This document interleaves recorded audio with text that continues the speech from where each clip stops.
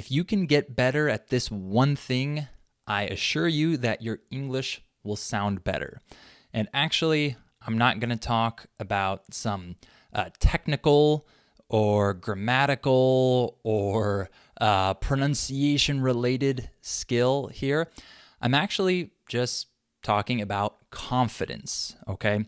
When someone speaks confidently in their target language that they're learning, they actually sound better. They sound more advanced. They sound like many times a more fluent speaker, actually. So that's what I want to talk about in this video today, about the importance of appearing confident when you're speaking English, and not just appearing confident, but actually being confident, feeling confident. You can fake it kind of, but really you want to actually feel confident. That's the real deal. That will actually make your English sound better, even if you're not necessarily improving all of your mechanics and your grammar and stuff like that. Okay, so that's what we're going to talk about today. I hope that by the end of this video, you feel inspired to talk in a more uninhibited way.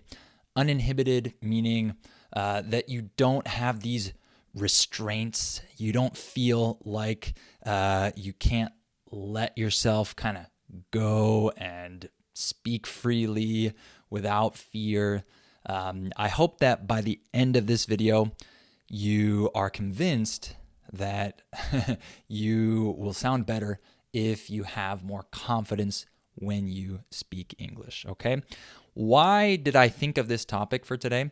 Well, it came from a conversation I had with my wife a few days ago.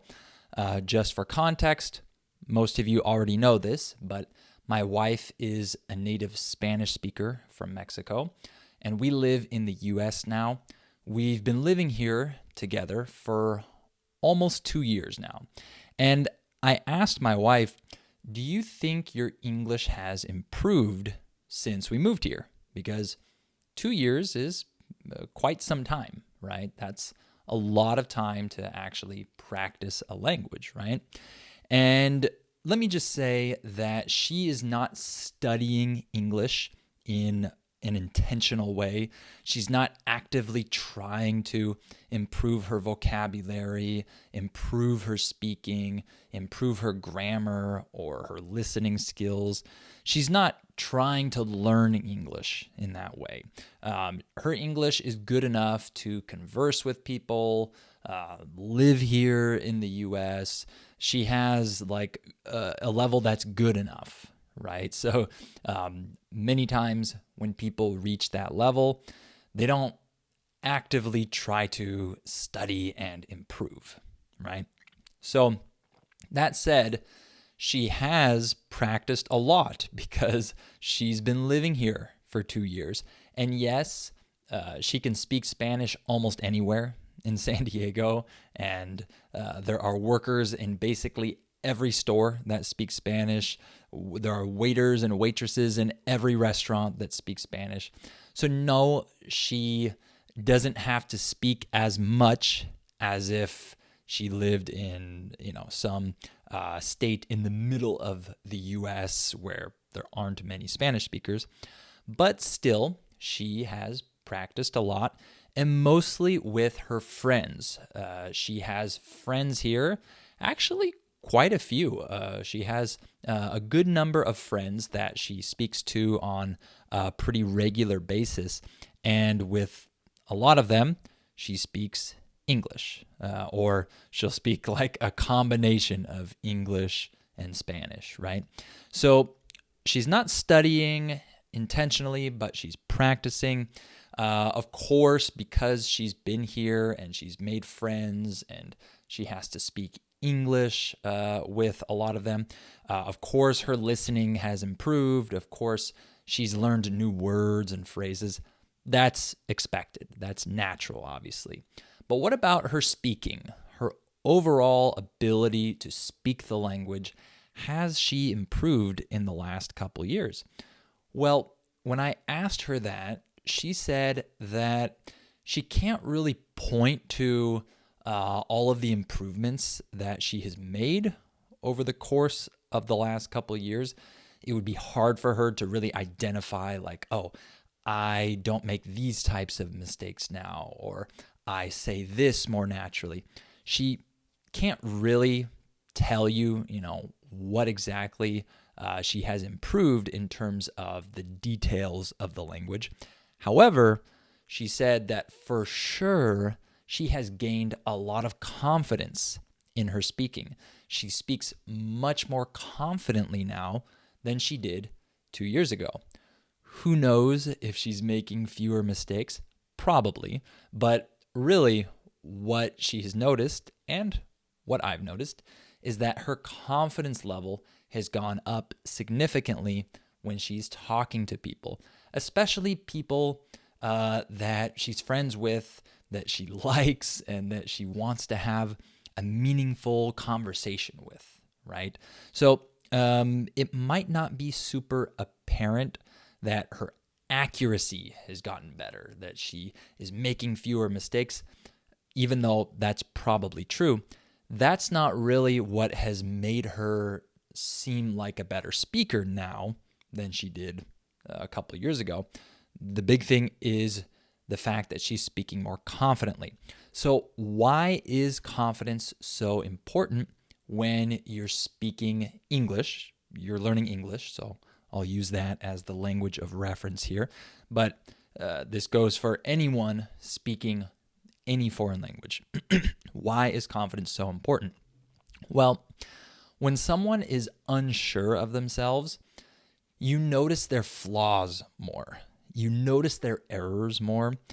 You notice even just their mannerisms, the things they do with their mouth and hands and face, and the filler words they use, like you notice those things more when the person is unsure of themselves.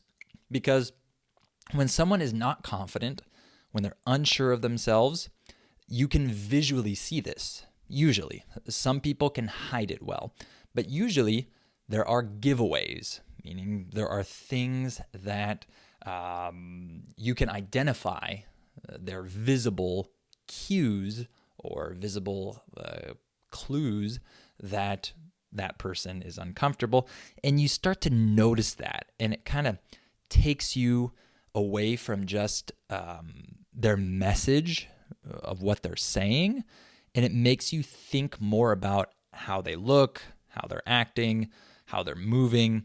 I'm sure you've had this situation before where you're in school, for example, and one of the students has to give a speech in front of the class, and they're really nervous, they're not confident, and they don't really know their material well that they're giving the speech on or whatever. And you can just see that visibly they are nervous and not confident and uncomfortable. And you kind of aren't even listening to them anymore because you're just noticing how they're shaking when they're holding the paper, and their voice is trembling, and maybe they're sweating, they're turning red, whatever. This is kind of an extreme example of that, but you have probably experienced that before, where you're talking to someone who's not confident at all, or you're just listening to someone, who's not confident at all, and you're kind of just noticing all the things they're doing wrong, so to say, or the clues that show that they're not confident.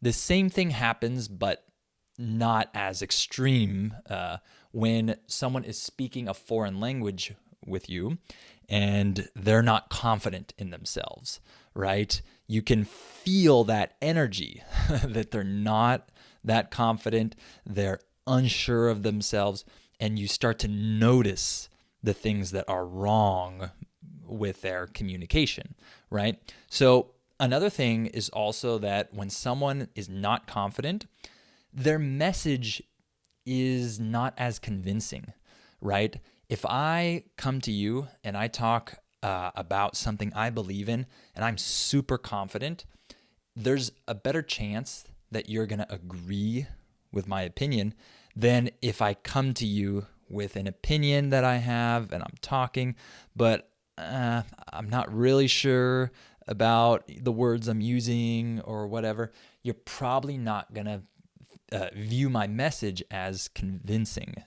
compared to if I were confident, right? So your message becomes more powerful when you're confident.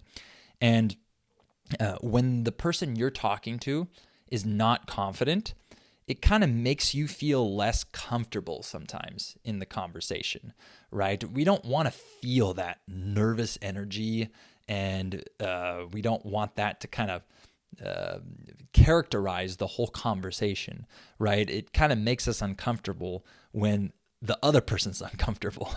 I think you know what I'm talking about. So all of those things can happen when someone is just really not confident and unsure of themselves when they're speaking in a foreign language. When someone is confident, you feel that. You feel their confidence. It makes you feel more comfortable, right? There's no weird nervousness or awkwardness there. You're usually more comfortable when the other person is just confident and just talking to you without worries, without inhibition. You just feel better. It just feels like a more comfortable interaction. So the other person has a better impression usually of you when you speak confidently. When someone is confident, the person they're talking to is more focused on the topic that they're discussing rather than the linguistic aspect of the conversation. They're not focusing on the grammar, the errors, and things like that. This is definitely the case. Trust me. I've taught many, many students, thousands and thousands of hours. And when there's a student that is really confident in what they're saying and we're just really comfortable, like I don't even care about any of the mistakes. It's like I'm not even noticing them.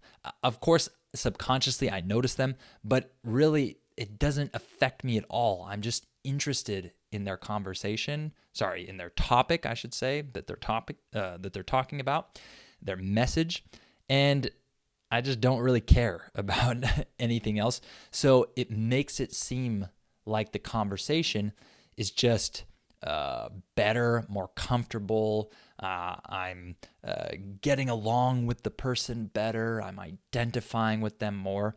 All of that makes it seem like the other person is just a better speaker in that language when you can make me feel that way in the conversation, right?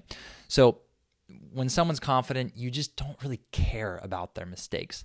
It doesn't seem like they have really big mistakes and that they're really numerous. There are tons of mistakes, even though there might be many mistakes. Oftentimes, confidence kind of negates that, right? It's like it makes it so that it's unimportant that the person made mistakes.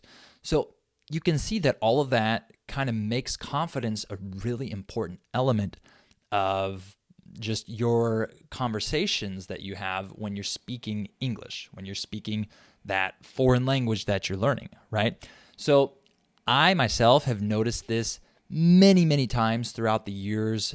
Like I said, I've taught thousands of hours of classes with students from all over the world. And I've had students that make plenty of mistakes, just like dozens and dozens and dozens of mistakes in a 1 hour class, but they're so confident in their speech that it just seems like they have a really good English level. Like it's not important that they had a ton of mistakes, right? Like I would even say that it just feels like they're very fluent because of how confident they're speaking, right? Because I'm just focused on the message that they're getting across to me. And here's kind of a helpful piece of advice. When the person is focused on your message and not on you, your mannerisms, the way you're speaking, your body, your specific words or slang or whatever, when the person is just focused on what you're saying, the actual content, I feel like that means that you're succeeding in the conversation, right? What you're saying is captivating the listener, right? That should be the goal, right? Of course, it's good to be accurate in your speech and be effective in the way you're using your words, of course. But overall, if you are captivating the person, like they're forgetting that they're having a conversation with a non-native speaker and they're just focused on what you're saying, that really makes it feel to that person like they're just talking to anyone, like not necessarily a non-native speaker. I've had this many times where I'm talking to a student and it's like it doesn't even seem like we're having an English class because I'm just so engaged with the topic that we're talking about. The other person, the student, is just really adding a lot to the discussion, and they're maybe even convincing me of something. They're telling me about something that I don't know. And it's like I forget that I'm a teacher and they're a student. I forget that they're a non-native speaker. And I'm just like talking to them as if they're just a native English speaker.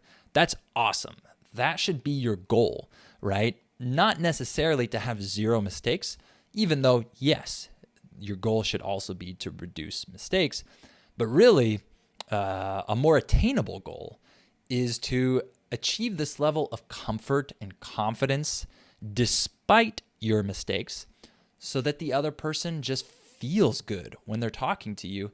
And in their mind, it's going to feel like they're talking to someone who has a really high level of English if they're just focused on what you're saying, because you're talking in a confident way, you're giving good points, and the conversation is just interesting. They forget kind of the linguistic aspect of it. And that's key. When the person you're speaking to forgets the linguistic aspect of your conversation with them, then it seems to them like you're a better speaker, okay? I have had many experiences like that, so I can tell you that confidently, okay? At least for me, that has happened many times. I have also had students, on the other hand, who are actually pretty accurate in their speech. Like they speak with fewer errors than that other group of students that I just mentioned who are just really engaging and confident. This latter group of students here, they actually have fewer mistakes. However, they're not confident in their speech and they speak slower. They second guess themselves. They have this nervous energy about them. They're really concerned with being correct with what they're saying. And they actually speak more correctly. But it seems in those classes that these students aren't as good as those other students, even though these students have fewer mistakes, because that nervous energy, that fact that they're unsure of themselves, it draws my attention to that fact, right? It draws my attention to the words they're using, the stuff they say that's unnatural or whatever. I notice that a little more with those students because their lack of confidence doesn't really engage me as much in the conversation. I'm not as focused on the topic that they're talking about. I'm focused on them and their speech versus the first group of students. Like they make me forget that I'm an English teacher. They make me forget that we're having a class and we're just talking like friends, and they have more mistakes, probably. A lot of them do, but their confidence really engages me and it makes me feel like they're better speakers and I can talk to them more easily. So pretty interesting, right? It's not just about accuracy. So what should you do with everything I just said? In addition to improving your English, I think you need to work on your confidence as a communicator, even in your own language, okay? Even when you speak your native language, I think this is a skill that everybody should develop. I don't think there's a person on this planet that wouldn't benefit from becoming a better communicator, okay? And so if we take that a step further and say, when you're learning a second language or a third language or whatever, like you're learning English, you should also try to become a better communicator in that area as well, right? You should work on improving your English first and foremost, of course, right? All the confidence in the world can't do anything if you don't know how to speak English, right? But I'm talking about you as someone who can already speak, let's say. Not all of you can already speak, but some of you can.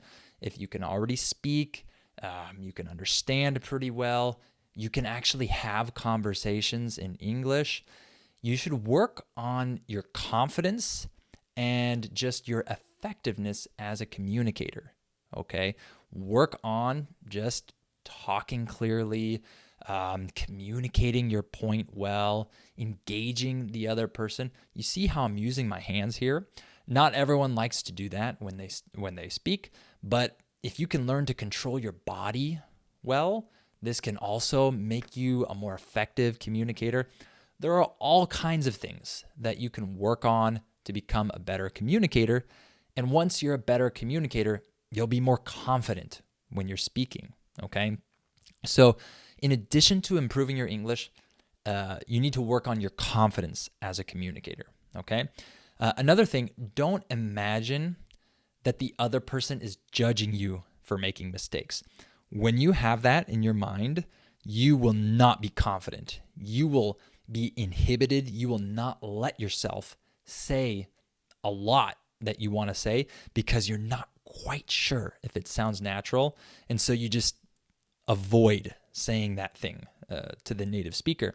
And if that's the case, you're probably not going to improve your speaking a lot because you're like restricting yourself, but you're also going to seem like less confident, less interesting, less open in terms of, someone that can open up to someone else and talk freely, right? So when you're imagining the other person judging you, it has that effect on you. The other person, if they're a native speaker especially, is probably not judging you on your English, okay? Most native speakers don't care about your mistakes if you're confident in what you're saying and you're engaging them, right? I asked my wife this. I said, do your friends ever tell you when you're making a mistake, like you say something wrong or you said something unnatural? I asked her, do your friends tell you this? And she said, never. In 2 years of talking to her friends in English, it has never once happened that a native speaker has judged her or told her oh, that was weird what you said, or hey, you should say this. They've never done this. And of course, that can be a little frustrating for some of us language learners because we might want them to correct us. But it shows that native speakers just don't care so much. They just want to be able to understand you. I don't know how many times I've said that in my podcast or in these videos, probably a ton of times, but it's because people just don't get this point that other English learners will judge you far more than a native speaker will, okay? The native speaker isn't really interested in the linguistic aspect of the communication. They just want to know your point. They just want to talk to you. You're thinking about the language, they're not, okay? So don't give them a reason to think about the language. And if you're not confident and you're second guessing yourself and trying to correct all your mistakes while you're speaking and you're nervous, it gives them a reason to actually think about your language. And you don't want that. You want them to just think about the point you're making, the message you're trying to get across, right? So don't imagine that the other person is judging you. If you're talking to a native speaker, I can almost guarantee you that they don't really care that much about your mistakes, okay? That's another point. Another one is don't take yourself so seriously, okay? Don't get so self-conscious about your English when you're talking to someone. Don't be so embarrassed when you make a mistake or whatever. Laugh at yourself. Laugh at your mistakes, right? When someone who's not a native speaker can laugh at themselves and joke about a mistake they just made, it just really makes the other person feel more comfortable around you. And that will make you feel more comfortable, and it kind of helps you to grow in confidence. When you're not afraid to make a mistake and you can kind of laugh at yourself, it makes you confident because it's like, who cares if I make mistakes? I'll just laugh. We'll laugh together and we'll move on. That helps you be more confident in your conversations, right? So just treat your mistakes as no big deal when you're talking to someone. On your own, yes, correct your mistakes, right? Really try to work on that. But when you're talking to the native speaker, you're having a conversation, just laugh at your mistakes. And another thing is like, you can even tell them beforehand, like, hey, I might make some mistakes. Don't be afraid to laugh at me, or I'm sorry if I say something weird, or you can kind of say that to break the ice a little bit. And then it's kind of like, oh, okay, we're both more comfortable about the linguistic aspect here, right? So make the other person feel like you aren't taking yourself too seriously and you're so just concerned about your mistakes, right? Don't do that, okay? One other thing I wrote down here, don't pretend to understand the other person because you're afraid to admit that you didn't understand. A lot of you know that this is super common when you learn a language. When a native speaker says something to you and you don't understand them and you just go, yeah, right? Don't do this. I know there are certain occasions when it's not appropriate to like ask them to stop and repeat themselves or whatever, depending on the context of what's happening. But if you're just talking casually one-on-one to someone and the other person says something and then laughs and you're like, whoa, I don't know what they just said, don't be afraid to say, oh man, I didn't understand what you just said. Can you say that one more time?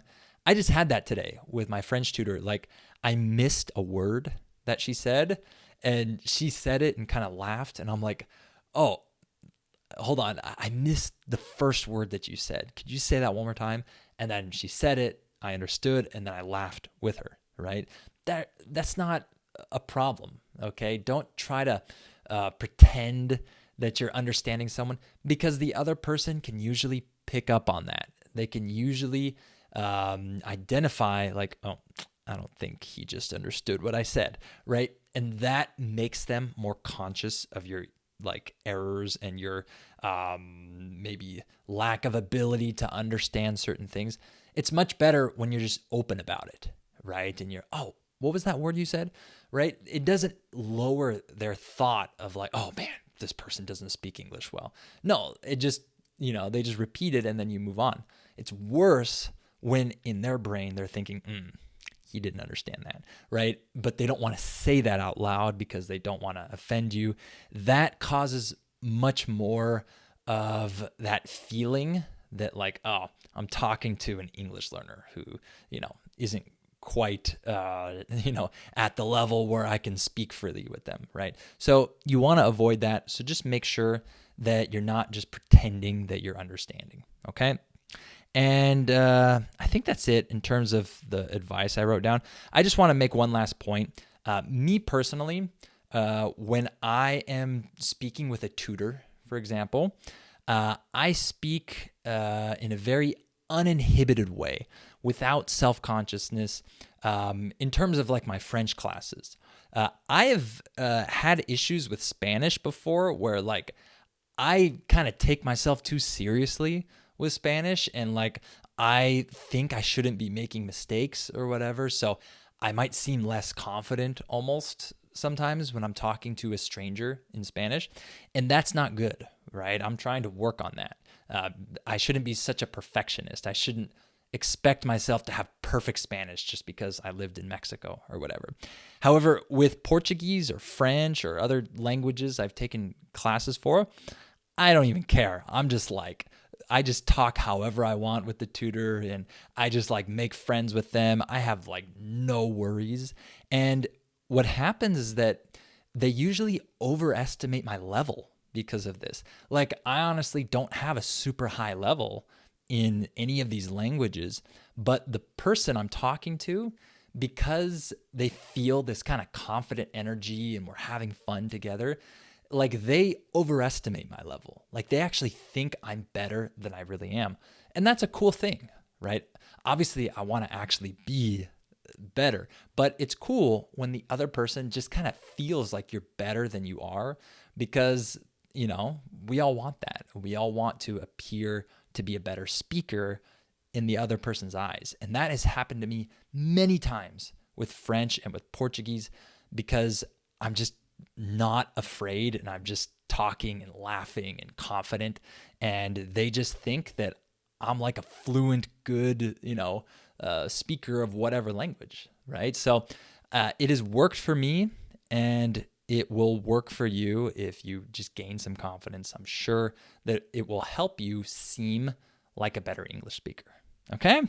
All right. I hope that this video was helpful for you and that it motivated you to kind of work on your confidence level and not just on the mechanics of English. Okay? I want to remind you that if you feel ready, you should try using my US Conversations podcast. That's a podcast that I do in which I talk to people from around the country, and we have a normal conversation in English at normal speed, and I give the transcript for each episode, and I define key words and phrases that we use on that transcript.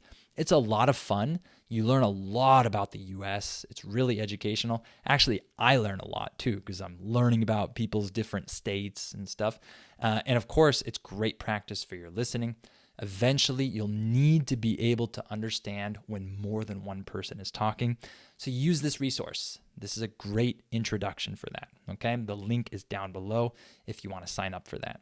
All right, thank you so much for watching this video, and I'll talk to you in the next one.